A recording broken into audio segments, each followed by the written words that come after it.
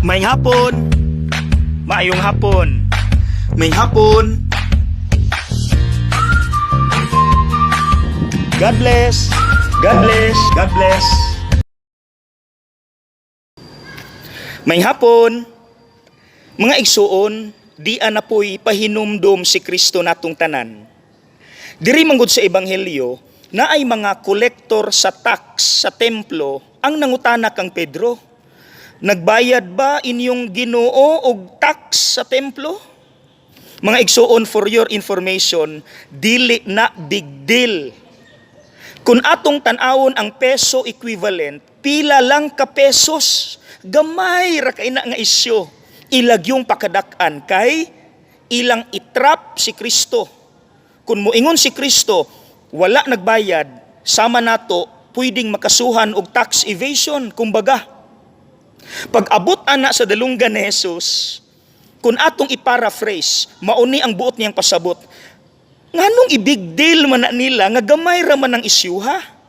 So ang tubag ana, gamay ra pod. Unsay giingon niya kang Pedro, pamasul didto. Ang unang isda nga imong makuha, ablihi ang baba, tuay sensilyo, ihatag nila, maunay atong tax. Ang gamayng isyo, gitubag ra po gamayng tubag. Bantog ra mga igsuon nga makarelate jud si Kristo nato karong panahon na kay naa na di ay nang batasana sa una. Kana bitang mga tao sa atong palibot mga igsuon nga gagmay utok. Munay term nato nga mga utok bulinaw. Nga pangitaan bitaw tagsayop dayon pakadak-an, mga ginagmay bitaw pero ilag yung pakadak-an. Aron lang gyud ta madaot. Kung atong basihan ang gihimo ni Kristo mga igsuon, simple lang ang tubag. Kung gamay ilang utok at bangig gamayng tubag.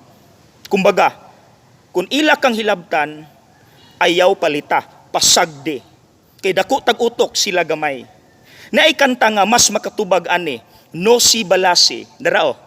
Huwag mong pansinin ang naninira sa iyo. Basta't alam mo lang na tama ang ginagawa mo.